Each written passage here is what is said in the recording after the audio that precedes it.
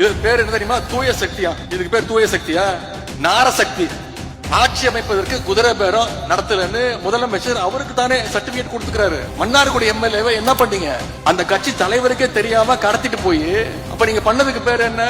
இது பேர் என்ன தெரியுமா? தூய சக்தியா. இதுக்கு பேர் தூய சக்தியா? நாரசக்தி. அது மட்டும் இல்ல, இப்ப என்ன தெரியுமா சொல்றாரு?